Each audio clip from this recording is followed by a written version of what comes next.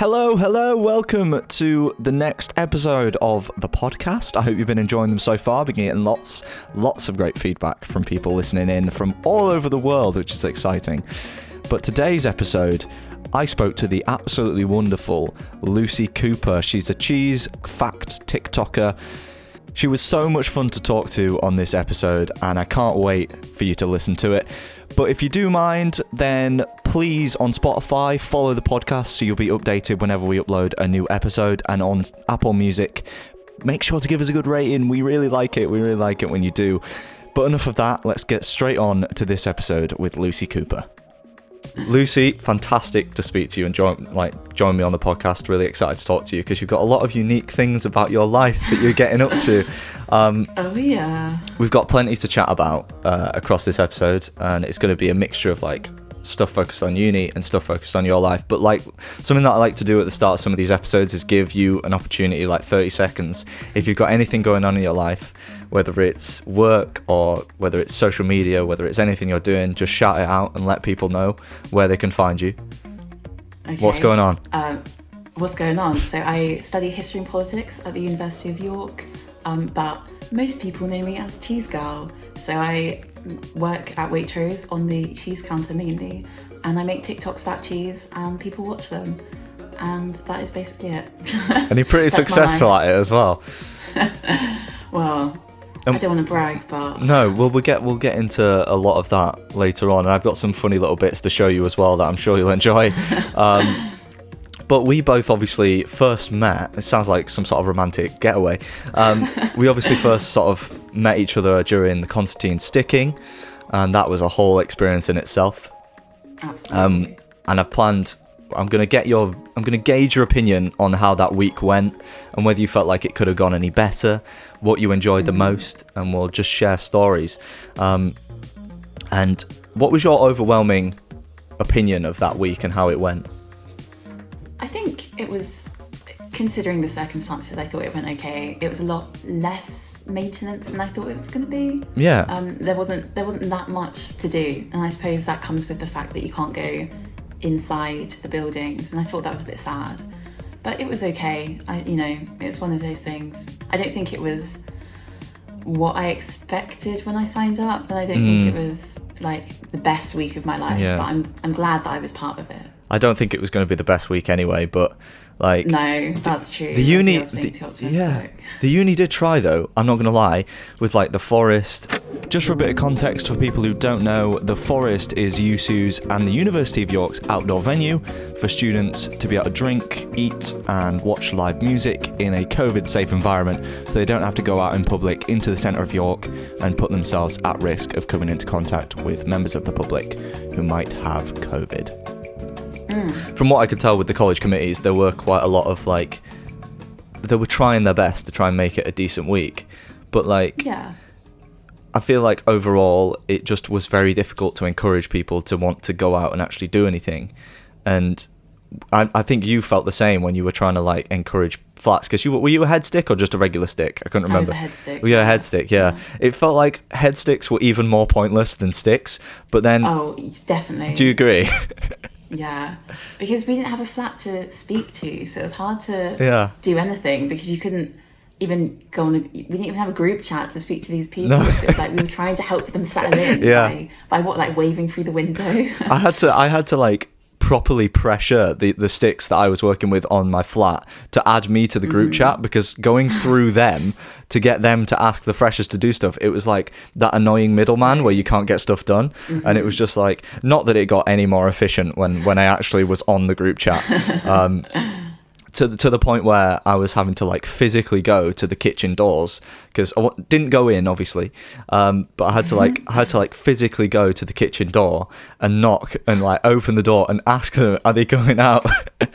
because it was just so frustrating. It was we're trying our best to try and make it something that you guys want to go out and do, but it was just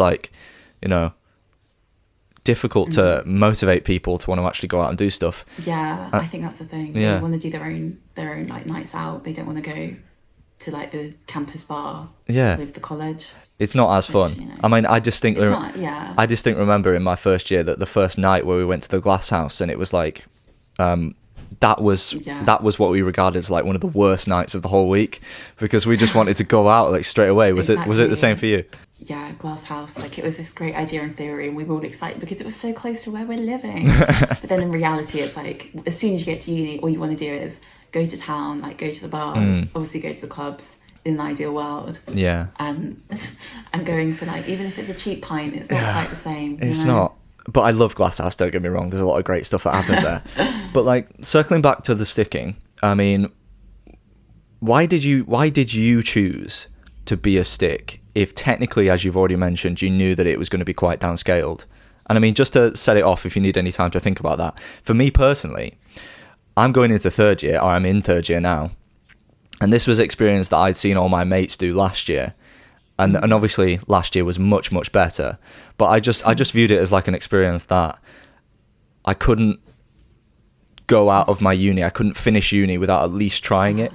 And despite the fact that it was going to be, and I knew it was going to be worse, I think part of me was naive in the sense that I was kind of thinking like, maybe it wouldn't be that bad and maybe things would change.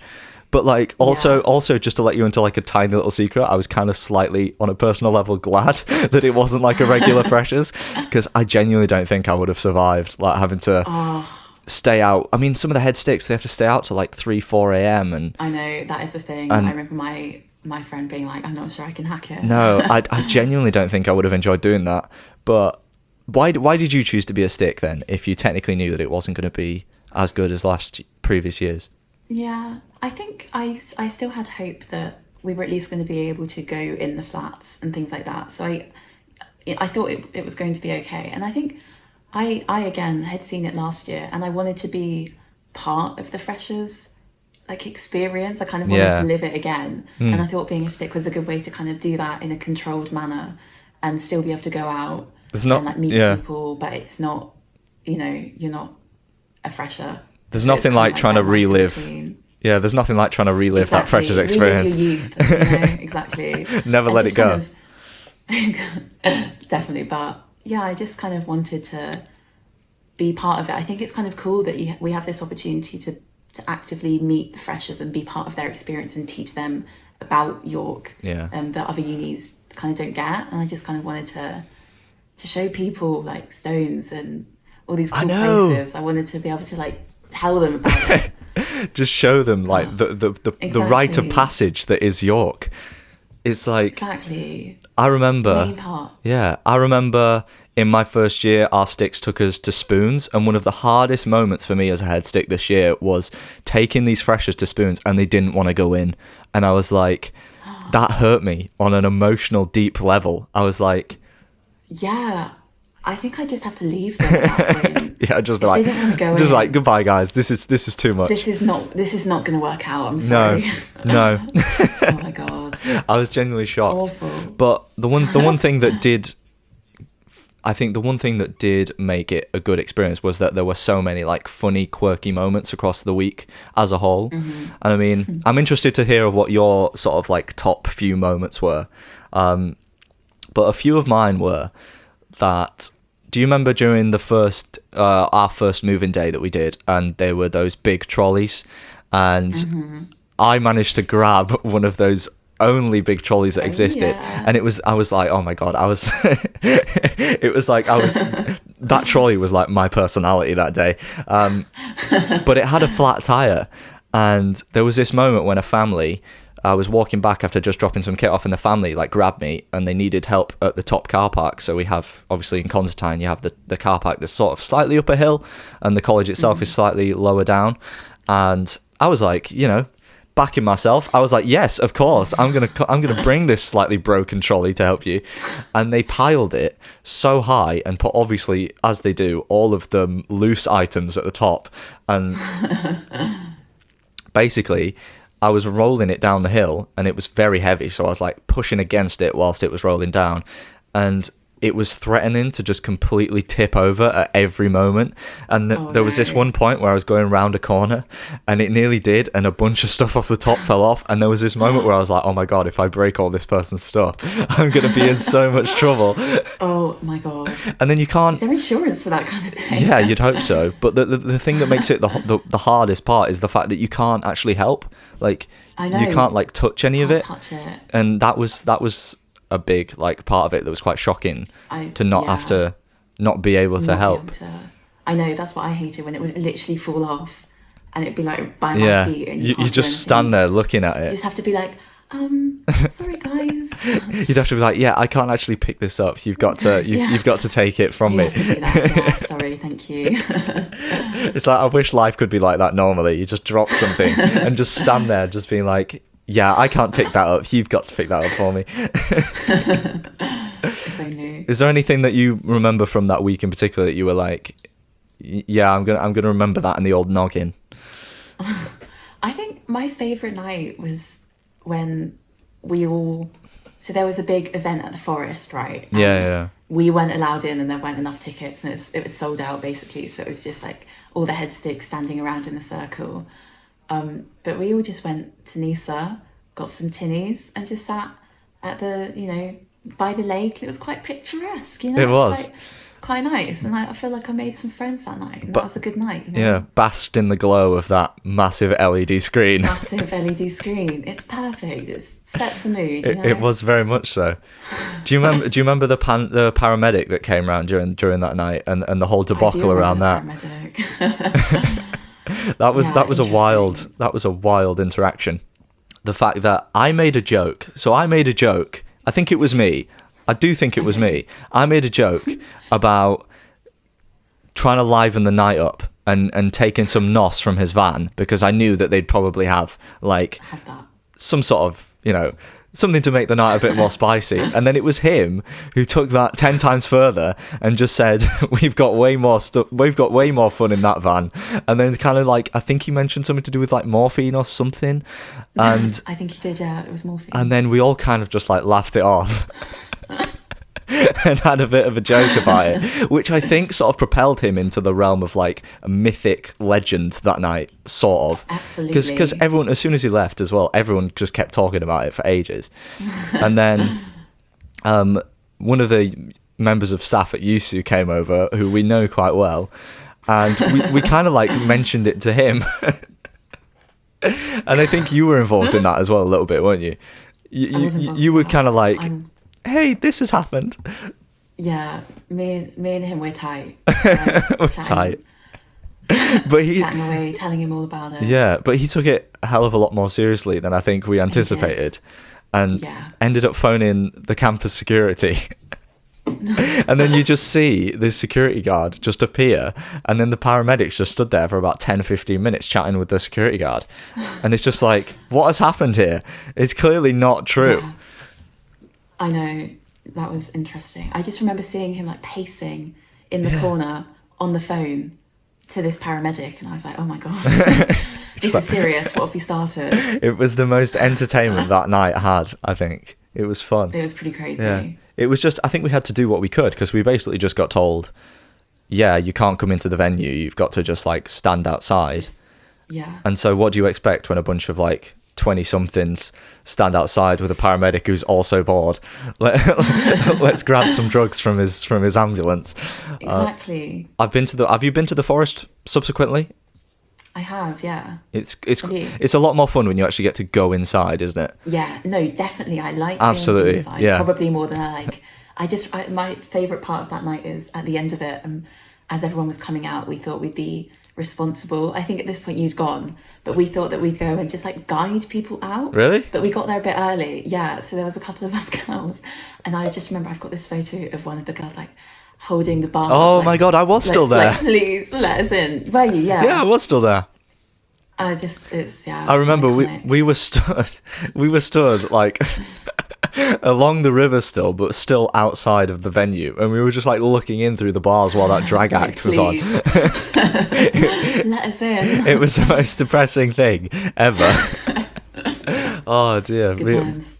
real good end. Yeah, but I remember that we sort of like half-heartedly stood outside the exit and just like, Yeah, we're like, yeah. yeah, you guys Do you know know. the bosses, guys? They were like, yeah, we do. And I was like, okay. They we're going didn't. to They bed. didn't. They didn't need us at all. No, they didn't. No, absolutely not. But on that element of judging how sort of the freshers were experiencing it, did you feel that like the overall atmosphere for the freshers was as fun as maybe we've described it for the sticks? Do you think, or do you think it was even worse? Yeah, I mean, I think they had a good time, but I think, to be honest, a lot of them had their own freshers week. You know, it wasn't really a lot of them didn't go to the events laid on for freshers. Yeah. But I think that they were enjoying it. I know that they had a lot of like flat, you know, not a flat party, well, a flat party with Yeah, a yeah. flat, you know, not other flats. Not So, other like, flats. No. We're not endorsing any. We're not endorsing any household mixing here. Exactly. But no, like definitely, I think that they all had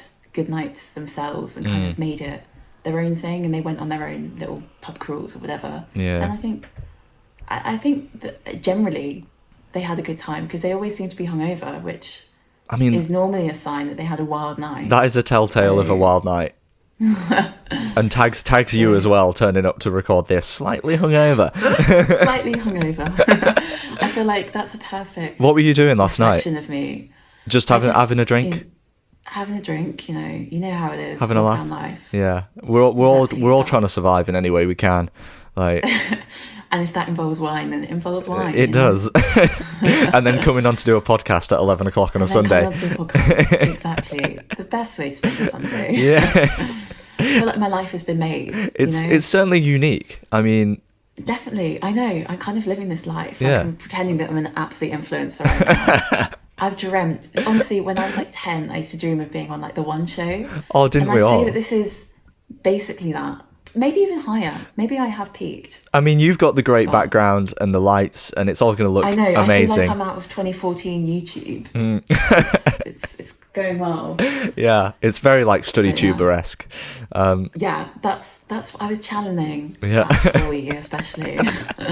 Oh dear me. From the avenue of like, you know, whether the freshers found it much different and whether it was less enjoyable when they weren't drinking, do you think it was compounded by the way that the way that restrictions impacted what sticks could actually do? Because for me, when I moved in, my sticks were really, really instrumental in like settling me in and showing me the ropes and showing me the different places to go for drinks and you know, even hanging out with us on the freshers week and then subsequent Yeah. weeks after. And I don't exactly. think there's been much of that. In fact, there probably hasn't been much of that. No, not masses. I've hung out with like other sticks, you know, on and off here and there, but like I wouldn't really say that relationship has translated over to freshers and sticks that much this freshers. year. And No. like in the avenue that like in the mental health side of things, not having someone that's like more of a friend rather than like, you know, when you just see resources or like a college team, Yeah. it's that feels That's the like, thing. especially for a lot of people, more of a significant jump Step. in Yeah, in definitely. terms of like actually approaching some sort of issue and Mm-hmm. having that more relatable close person who's been through it and is like actually at the uni and is actually a student Exactly. feels a bit less of a significant approach to those issues. And I feel like and I spoke about this on BBC Radio York as well, and the fact that, you know, that I feel like there's going to be a situation where, and we've seen it on Your Fest and Your Crush and all those other ones, all the anonymous ones and as well. All of the yours. And people, yeah, all of the yours, and people who like are more vocal about it on their public pages as well, talking about how, you know, lockdown's leaving them feeling like they're losing a routine, you know, waking up too late and not feeling motivated, and it is slightly, you know, worrying that that's going to be an issue that a lot of freshers are going to be going through and not going to have the same level of, is pastoral care the right word? It's like someone like them who's there to just guide them Yeah. through this sort of serious change in their life. And Yeah, that's the thing. And this year as well, it's even bigger of a change. It's kind of like you need it more than ever. Exactly. So it is sad. I know some flats who, I have a few friends who were sticks and they go out with their, well, you know, when they could, when they could, they yeah. would be hanging out with their flat and stuff. So I think there is an aspect, but generally it's not the same, and it is sad. Yeah. But I guess that's one of those things. But yeah, no, my sticks were really. I remember our first night, and the boys were all in the kitchen playing drinking games, and us girls. There were 4 girls, like in my flat, and we'd all gone round each other's rooms doing like room tours, and then we were all like, we'd all congregated in my room, and we were basically just hiding in my room. And I remember my stick coming in and being like, girls, like, are you gonna come join the boys? Like, you should come talk to them. And we were like, oh, I'm not sure. Not sure if we want to play the drinking games. And they were like, just it's fine. Like, you need to meet your flat. Exactly. And good job we did, because otherwise I might never have known their names. You've got to break the ice quickly. Exactly, but yeah. So it's a shame that you can't get that. Yeah, that forcefulness almost of making sure that everyone's meeting each other and feeling comfortable, and teaching us the ropes. Like, I remember them telling me about drink steals that I would never have known if it wasn't for them. Yeah. And like where to go for food, and like hairdressers as well. Hairdressers was like a key one. I remember on my city tour that I did, and I mentioned hairdresser just casually, because it's nothing really for me anymore. But I mentioned it like casually, and half of them were all like, "Oh yeah, that would be a really good one. Could you show us where there's some hairdressers?" And I was like, "Yeah." And I mean, I remember one of them wanted to set up his student bank account because he hadn't got around to it yet. And I was kind of like, "Okay, interesting activity to do on a city tour, but we can fit it in. Why not?" And I was just kind of like, it's funny maybe how much also hasn't been set up in advance because of how confused and stressful the lead up to that first term was, whether you're looking at, the way the restrictions are, and whether you're actually certain of whether you're going to come to uni or not. Exactly. And you might not have set up some of those things, or it could have just been the fact that he was lazy and hadn't managed to set it up yet. But I mean, it's possible. But I think it's fair to say that it could be a bit of both for some people, for sure. Definitely. And then not having that support will mean that they have to be more independent in and amongst all the other stresses, which is going to be difficult. But so it's in the past now. We've done Freshers Week. It feels like it was a lifetime ago. It always does, because even in lockdown, uni feels like it just flies by. Literally, I was saying that. Yeah, it does, doesn't it? It's mental. It goes crazy. But looking back from what you can remember from that week, that time, the build-up, what would you say that you got out of it at the end, after all that, all said and done?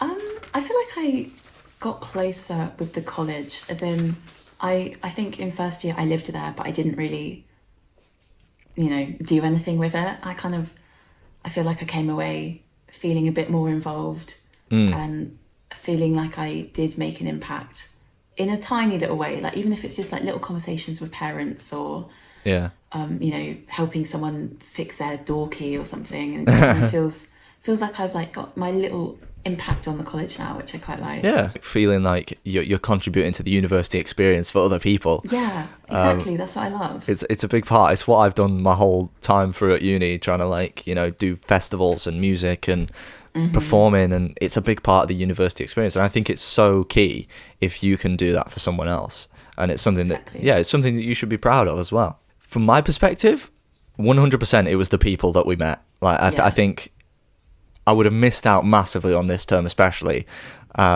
if I hadn't have sticked and not met some of those people. I'm going to shout them out because why not?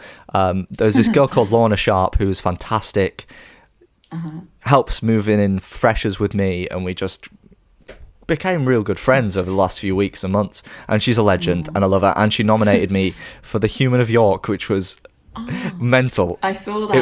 It was kind of like a bit of a joke, but also like kind of loved it at the same time. Oh yeah. Anything for the clout. Absolutely. Hype it up. And also this girl called Millie O'Neill, who's hilariously fun and has the most bizarre dad I've ever met. This man is wild. He's lived a wild life.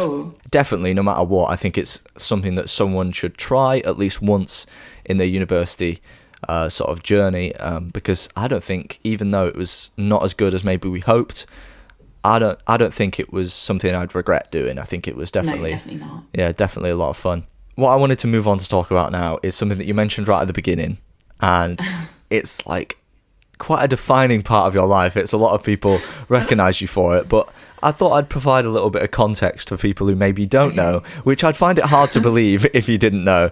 But I didn't know. It was a really odd situation that caused me to become aware of this. And I don't know if you remember, but we were sat in Concertine. It was in the morning. It was just before we were about to start. And we were sat chatting just underneath the sort of the balcony in the forum. And a fresher walked by with his parents. And he just looked at you dead in the eyes and just went, cheese, really loudly. Oh, yeah. That's my legacy. And I was just like, what the hell is going on? Because I thought it was just like some slang, or like he was just excited or something, I don't know, and just exclaimed cheese. But it turns out that you're like quite a famous, well, a lot of people have seen it on TikTok, like cheese-based TikTok creator. And it blew my mind. Like, the kind of people that you didn't expect to meet while sticking for Constantine. It's mad. Absolutely. But for those who don't know, what do you do on TikTok? So I basically make videos talking about cheese, and it kind of started with fun cheese facts. And I think I'm now on part like 27 or something insane like that. But it's mad. Mainly I pick a cheese and then I talk about it, and I talk about the kind of, I do a brief overview, what it tastes like, what it feels like, and then I do the fun fact, and that's normally something to do with the history or the name or something weird about the story of it. But yeah, for some reason, a lot of people have seen them. A lot of people seem to like them, which is weird. You sent me a few to watch, and honest to God, it was fascinating. I'm quite a big foodie, so I loved watching you. Like, you're so passionate when you do it, and I think that's one of the key things. How would you get in? How did you get in to wanting to make cheese TikToks? Was it just because you worked in Waitrose, because you had access to it, or do you have a genuine passion for food and cheese? Well, it's funny because I genuinely didn't really. This is a bit scandalous, but I never used to eat cheese really. I never used to do that much. I know. And I genuinely really only started it because I was on Delhi over lockdown, so it's quite quiet, you know. And there wasn't much going on. And there's this book on our counter called like the Cheese Handbook or something. It's really, really old. And it's written by this guy who hates supermarket cheese counters. Like, in it throughout, he's like, make sure you're going to a proper counter. Blah, blah, blah. But I just started reading it because I was bored, basically. And I found all these like random facts where I was like, this is really weird. Yeah. So I wrote them all down. And then as my like friends in the store would like walk past, I'd be like, guys, do you want to know a fun fact? And then I basically yell these facts at them. And we just were kind of joking around. This was like prime lockdown time, right? When everyone was making TikToks. It was like the time to get on TikTok. And we were joking, and we were just like, oh, I should do a TikTok on it. And we were like, oh, yeah, I should. So I did, basically. And the first couple, I just kind of kept going. And then I remember one getting like 4,000 views. Oof. And I was like, guys, this is it. Like, I have reached the pinnacle of fame.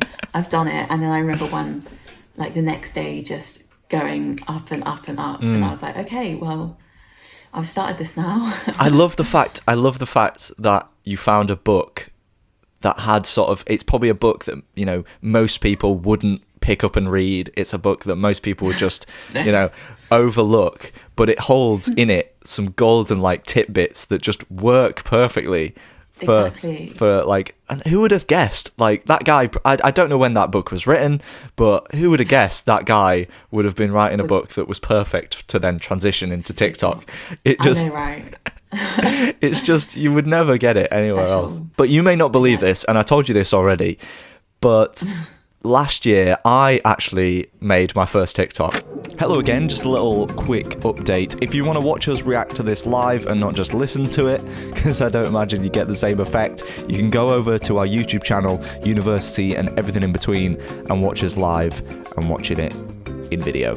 And it went practically viral. No, it didn't. It got about 1,400 views. I found the video, so I'm going to show it to you. Okay. It's horrible. Oh god, it's so horrible. So for some context, back in my second year, it was after our election, and we were in D-Bar. I'd had a few tequila shots, and the head of marketing ran up to me and suggested that I try out this TikTok because basically someone in URY had tagged the social in our Studio False channel, and he'd atted the channel, and it alerted everyone in our society that the station was like seriously broken because only really, really important things are supposed to be atted in that channel. And he basically atted this super pointless social that we were doing. So lots of people were really, really, really mad at him about it because it stressed out a lot of people. Oh my God. And because of that, we made this TikTok. And what I can only say it ensued is one of the most cringy things I've ever produced in my many, many years of content production. Played along to the seminal Dua Lipa tune, Don't Start Now. It's really bad. Oh no. It's really bad. So the main thing I can think of right now is I can tell that there's tequila shots involved there. Yeah. Then you've realised you've woken Olive Comp up. So yeah, we basically played it to that tune, and I had to walk in and then spin 180 degrees. But I think and then when I found it, I was so embarrassed to rewatch it. It was awful. I was going to say, I don't think it's that bad. Are you sure? Do you think I should try and keep going on that line of stuff? Make dance videos? I think, like, it's got the key ideas of TikTok. Like, you've gone with a trendy song, like that was a trend at that time. Like, you've gone for the kind of the right idea, like the 180 move. I think what's lacking is the nicheness of it. And the sobriety. Not everyone's going to understand that. And yeah, that part. But, you know, it's got potential. It definitely has potential. What do you think it takes to become more viral on TikTok? Like, you've got experience on that. Does it take having a niche subject that you can really, really focus in on and like make your own, or is it more about like following trends? Because I feel like a lot of people on TikTok follow trends, and a lot of I imagine it's very oversaturated, and a lot of people who do follow trends don't get following at all. But how much is it a balance of those two things? It's a big balance. I think it's important that you're posting a lot and you're posting, I guess trends, but like what I do isn't trends. A lot of TikTok is just luck. I really think it's just a case of luck, and it's just a case of the right video getting on the right people's pages and them interacting with it to then move it on. So that's why trends are helpful, because it means that you get on more people's pages just because more people will be looking at that sound or whatever. Yeah. But it's handy to get your niche so that people remember you for that. So when you come up on their page again, they'll be like, oh, I remember them, like whatever. And that's the main thing, I think, like getting that balance and making sure that you're going with the TikTok flow, but trying to make yourself recognizable. It's challenging to know what to fit in that 60 seconds. That's what I find quite difficult. How do you go about trying to figure out what goes into that 60 seconds? Yeah, I just have to pick the stuff that I think, like if I'm making fun cheese fact, I always just pick the things where I'm like, that's wild. Like, that's the best way to put it. Like, I always say that. And it's just cutting out the dead words, you know, the bits that are nice, but in reality, like, they're not going to be the things that people want to tell other people about, you know? And I find that as well, not with my fun cheese fact videos, but I do like vlogs sometimes and stuff like that. Yeah. And I hate it because I film all these things, and when I film it, I like it for, you know, there's a reason that I film it in the first place, but it's quite sad to like have to let it go. But you just have to go for if you're doing food, I'd be like going for the most aesthetic, you know, shots you can. And even if there's some fun thing, you know, you've just got to be brutal. It's a hard life out there. But that's the thing with food. I think there's been a bit of a change and resurgence, or, you know, in the way food content is produced. It's become way more cinematic and way more like aesthetic than it necessarily is about the food nowadays. Like, as long as it's filmed really, really nicely, and you know you can see what's going on, then that makes like most of the experience, rather than like the actual food itself. Because you could make something really, really basic, but if it's filmed in a like interesting way, it just makes it like really Definitely. just makes it. But obviously you've got a lot of experience being on TikTok now, and I imagine having that much experience and that much exposure brings with it a variety of different experiences. And TikTok feels like quite a visceral landscape, a visceral platform where people are very much quick to judge and quick to share their opinion. How would you say your experience of TikTok's been so far? Yeah, it's weird. I think with TikTok, it's such like a personal platform where you're making a video and like it's just on my phone, you know, and so people are commenting on that and I can see it straight away. But I think it gets this kind of confusion where you kind of, if you're interacting with video, you kind of forget that there's someone that will actually see that, because especially if it's a massive video, you kind of don't think about the fact that there is just a random teenager or whatever at the other end of it. So it's this really weird, intimately personal thing, but people don't realize it's personal. But I can see every single comment and you know, follow or whatever, which is weird, and it's led to some interesting interactions, I think. What are some of those comments like on the whole? Are they positive, negative? What's Now they're quite positive. It's kind of died down a bit, but there was definitely a phase about a month into like the viralness where for like a good solid 2 weeks I was just getting hate comment after hate comment after hate comment, and it was crazy, like just constant all the time. Like every time I go on, there'd be some other. It had got onto this really weird side of TikTok where there are these accounts that are just made to post hate. So they literally, you if you click on their account, they're like just here to wind people up or something, and they literally just go and comment horrible things. And it's difficult because I know that that's what they're doing. They're not kind of, it's not some personal attack against me, but it's still, when you keep seeing them, it's like, oh, it's not ideal. How does it make you feel after being exposed to that much on a regular basis? Does it make you reconsider what you're doing and want to stop, or is it? Yeah, at the time it did a bit. This was in the middle of lockdown, so it's not a particularly good time anyway, right? And I was getting all these comments. I've got some examples if you want to see them. Yeah, sure. One of my favourites is "Sort your mouldy face out." That was a nice one. Yeah. The most iconic one was "Your bear clapped." What does that? I'm not sure what that means. For the unstreet people, that means you're very ugly. Oh right. Thank you, Urban Dictionary, for teaching me that. Did you Google it, or did you already know? I had an inkling, but I thought I'd better Google it just to like double check. Yeah, because I'm not very ladsy. I don't know if you can tell, but I don't really know like the street lingo. So yeah, neither do I. And so these I had to, comments from individuals, or are these from these accounts that are sort of just set up? Because I'd imagine if they're from like more personal accounts, it makes it maybe in your mind a bit more significant that people are like having that opinion. That opinion, yeah, no. I mean, a lot of them are quite personal. Like the Your bear clapped one. I made a response video to it. Basically being like, thank you so much, because I went through his face and reacting to all of them, like pretending it was a joke, which is good and bad. But anyway, then this boy reacted to this video, like, and this was the worst part I found, because it was so personal. It was like this actual boy, his face just sitting looking at this video, and all it was the caption was like, he ain't wrong, or something like that. And I was like, this boy's gone out of his way just to make a video saying that I am bear clapped, which, you know, is fine, because he was young. I was a bit like, what is he doing anyway? But it was just really weird, because then on this video, it had loads of normal people. You can go on your account and see that they're just these random kids, basically. Random people. One boy saying like, I'd still hit it, I'm hella lonely. I was like, that's a bit grim, isn't it? That's a bit grim, isn't it? And it's just, it's not nice knowing that it's an actual person, even if they're like 5 years younger than me, and I don't care about their opinion, and I'm not particularly.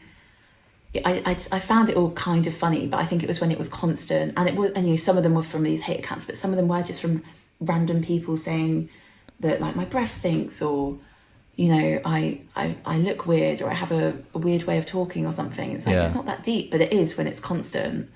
And what did you think about the way that you chose to tackle it, in the way that you chose to make a bit of a joke of it? Did you feel like it was sort of masking your actual opinion on it? Yeah. Or it's like I always joke about anything anyway. Like that's just kind of how I interact with everything. But I was kind of glad because some of those videos went quite well. Like people quite enjoyed them, to be honest. And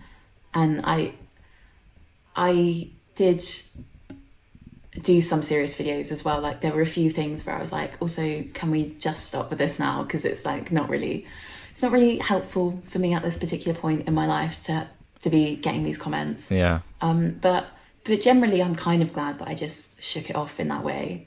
But at the same time, I think the problem with interacting with it is that kind of accelerated it a lot. So as soon as I started stopping, it stopped. And I mean, I've blocked a load of, like, my blocked words list on comments now is like ugly, lisp, right, yeah, clapped, and then you ain't wrong, you aren't wrong. Like every variation of that, I've just like blocked, so they can't even comment it anyway.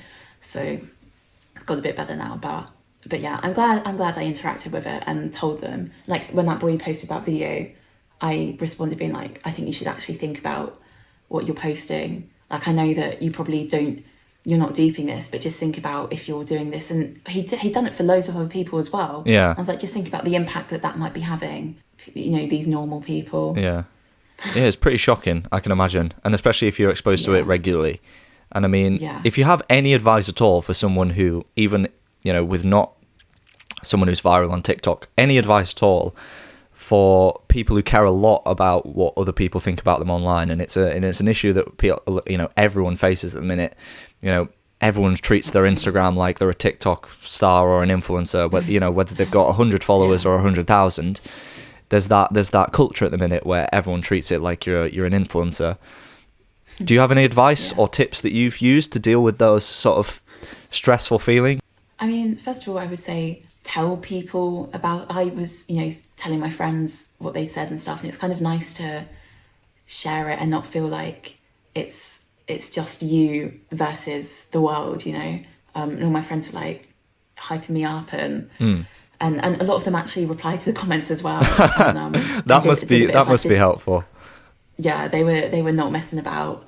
But also, I would say that most people who, particularly on things like TikTok and stuff, their entire thing is just going on and causing drama like that, and they probably don't even mean it. And even if they do you really want the opinion of some random 15-year-old who's a bit bored on TikTok? Quite frankly, no.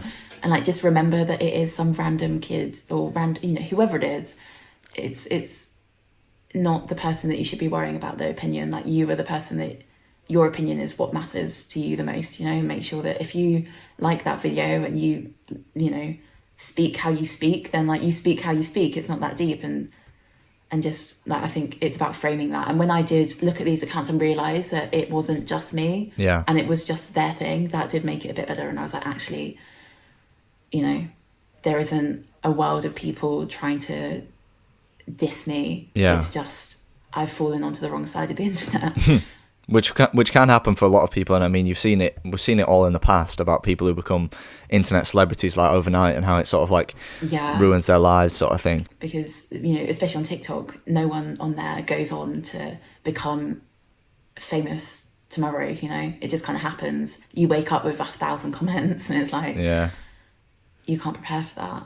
And I suppose it's how much you actually take those comments to heart. And I think you've got the right balance if that's the way you're doing it. When you see people recognise you now out and about, not just in TikTok, because that's, I think, where you've got to now at the minute, where your sort of TikTok is now reaching out into the real world.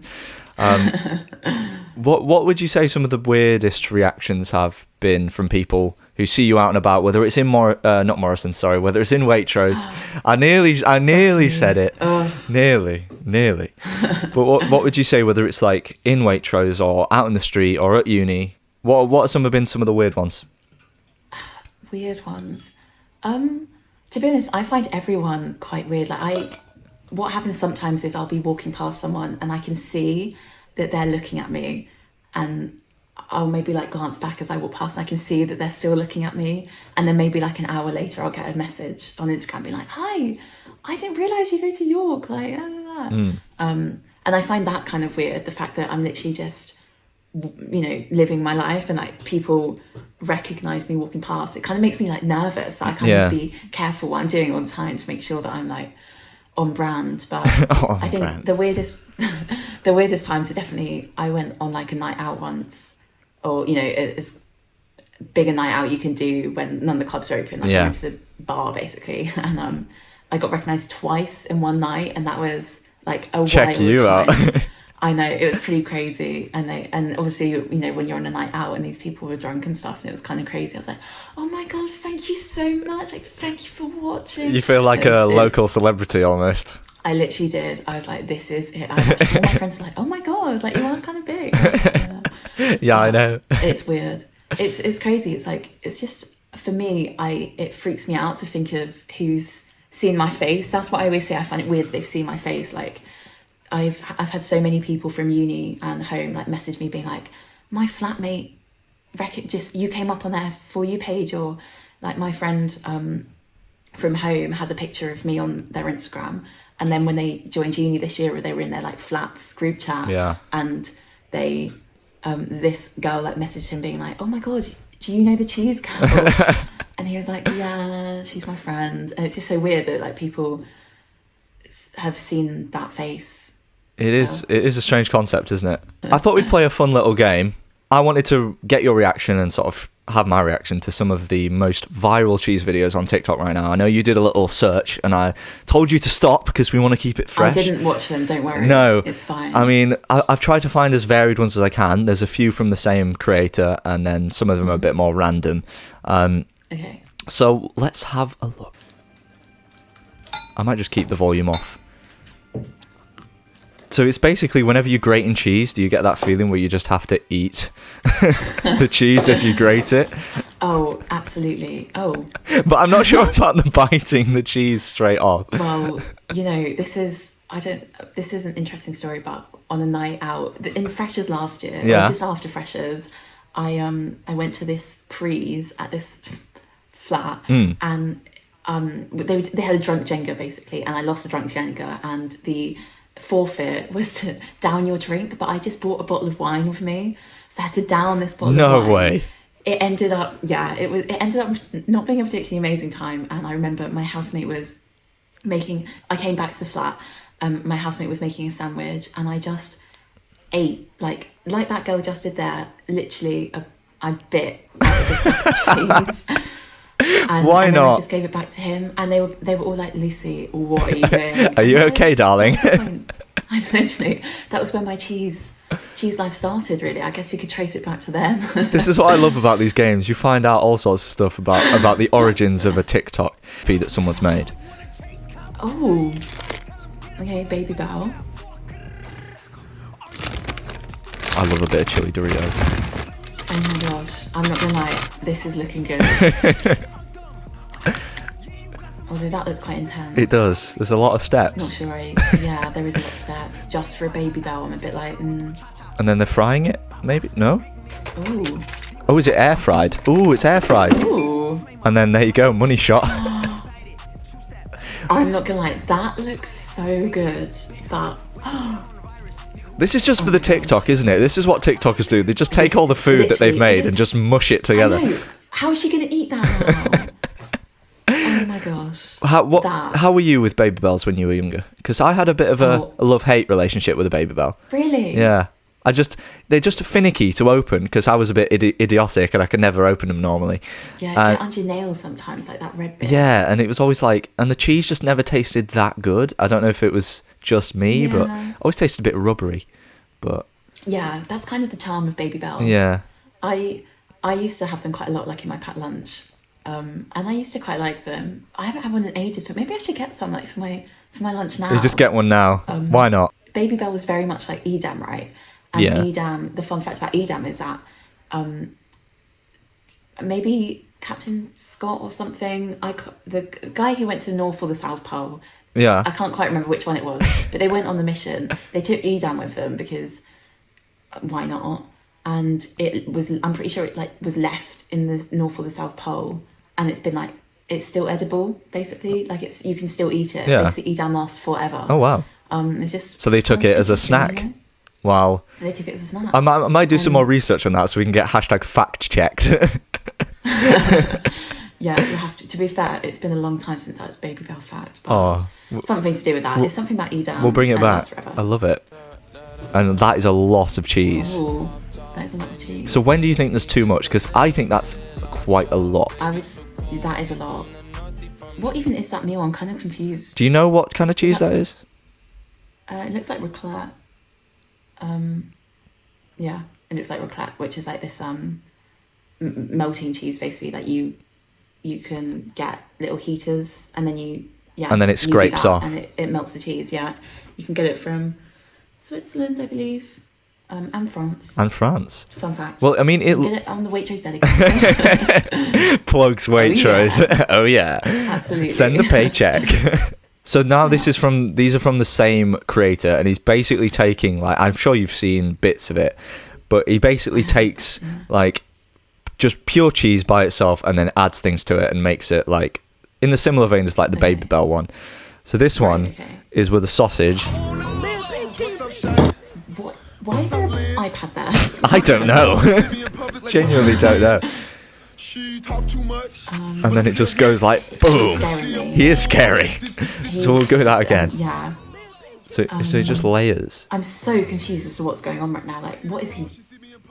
So he cuts it with the cup, and then boom, you got a bit of sausage. The sausage fell out at the end there, if you notice. I was like, I can't see much sausage going on there. I'm so scared of this man. It's very intense. We've got a few If I from saw him. him in real life, I'd literally run away. He's the next level cheese guy.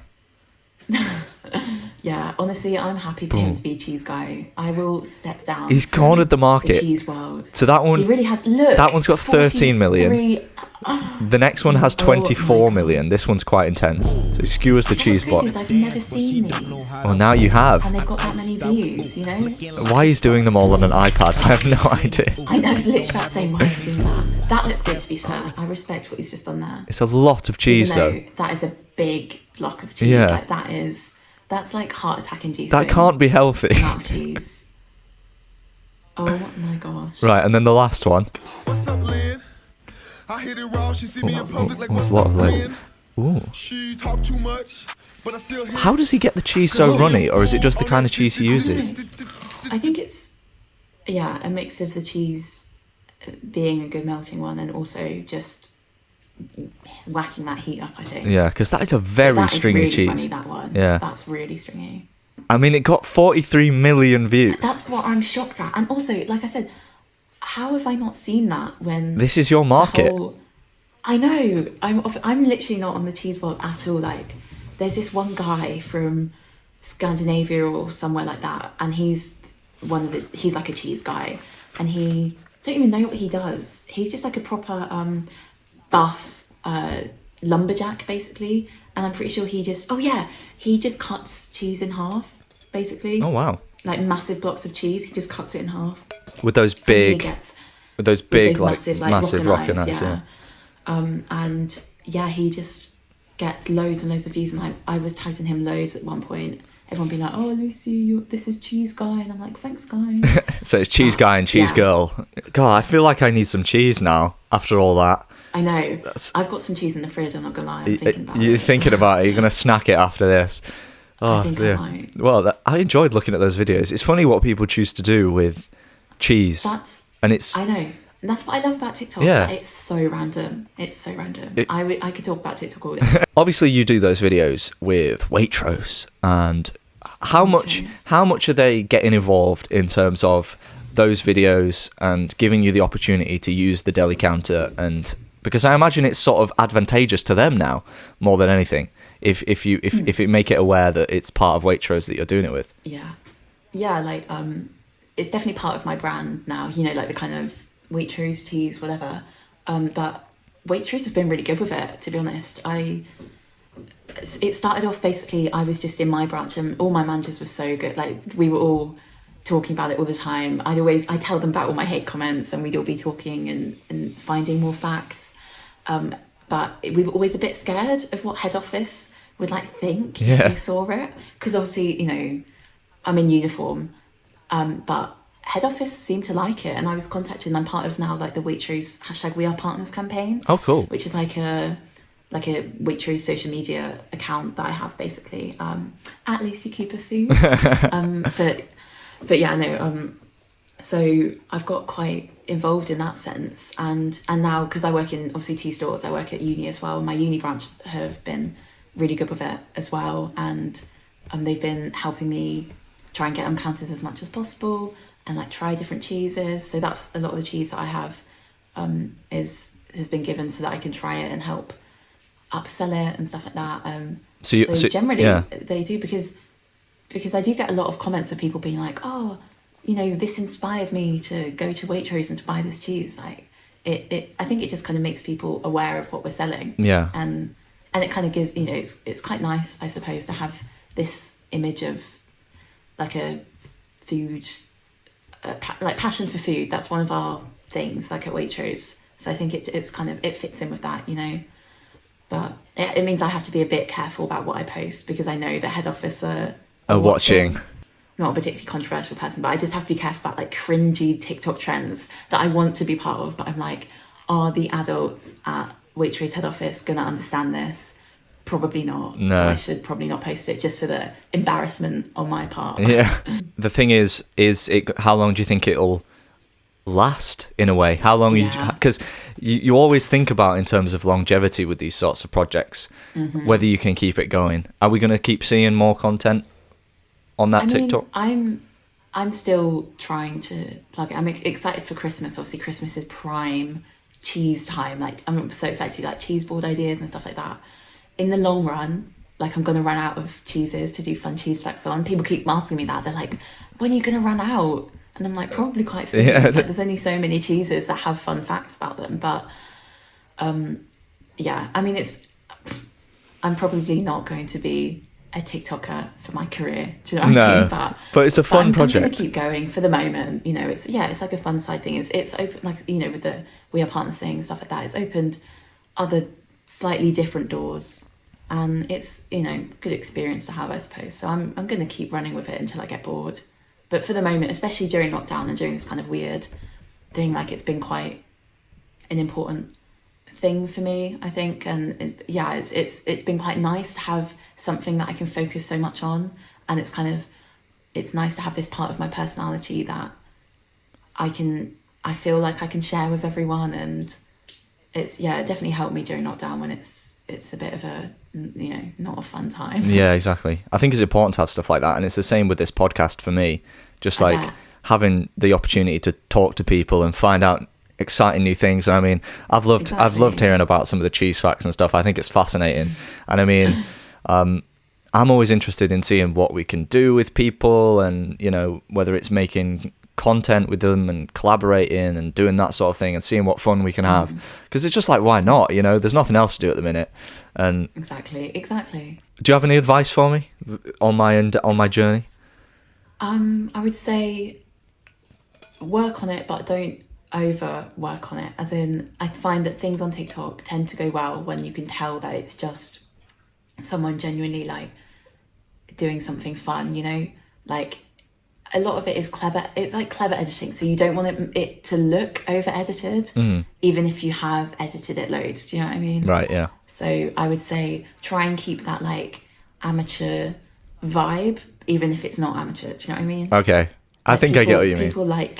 People like the idea that it's just some random person filming it in their, you know, kitchen, which essentially it is. Essentially, yeah. You know, it's that, I think that tends to be what does the best. I'll bear that in mind. And I mean, that goes out to people, anyone thinking about trying to make a TikTok nowadays anyway, doesn't it? Exactly. Also, I would say hashtags, I'm not convinced that they do anything, because I will post a video with literally no caption and it will go really big, and then I'll post a video where I'm like, hashtag FYP, hashtag for you, hashtag, and it's not worth it. Just hashtag what you need. I hashtag fun cheese facts so that I can find my fun cheese facts, and I do hashtag Waitrose. Like, just don't overthink the hashtags. All right. That's my big advice, because some people get obsessed, and my hot take is I don't think they work. Well, we've heard it here. You've heard it here. You've got the audience, so clearly you're doing something right. I'm going to wrap this up. I think it's been a fun little chat. thank you very much for Yeah. coming and speaking to me. I've learned a hell of a lot. I hope you enjoyed it. Yeah, thank you. Living my best life. Yeah, it's good fun. It's good fun. I don't know if you ever imagined you'd come on the podcast, because I know you saw people that had been on it before. Have you managed to listen to any of them yet? Yeah, I've listened to Eve's and I'm about to listen to Unjaded Jades, because those two, like, genuinely, I was a study tube kid. Were you? Like, I watched them all throughout Yeah. A-levels, and when I saw that you had them on, I was literally starstruck. So then when you messaged me about it, so when I've been telling people about the podcast, I've been like, oh yeah, I'm on a podcast, like, it's had Unjaded Jade and Eve Bennett on it. And half of the people were like, no way. Another half were like, oh, I think I've heard of them. But I am shocked that I'm in the same boat. I'm living for it. Yeah, I'm so glad you've This is enjoyed it. true. It's fun. Yeah, it's got the podcast, I feel like, has a certain amount of prestige, kind of, because it's had those people on it. But we're here, we're living. It's a lot of fun. We're here. But thank you so much for coming on. I hope you've enjoyed it, and it's been a relaxed conversation. So It has. It's all good. Very calm. if you've made it to the end, thank you so much for listening to this episode with Lucy Cooper, aka Cheese Girl. If you're listening on Spotify, please do follow the podcast and you will be updated whenever we upload a new episode. If you're listening on Apple Music, please give us a good rating because it means that we'll be able to reach more people. And if you want to check out any more from this episode, you can find highlights on the YouTube channel where you'll be able to watch us react to some of those videos and generally just see our beautiful faces. Thank you so much for listening, and we'll see you in the next one.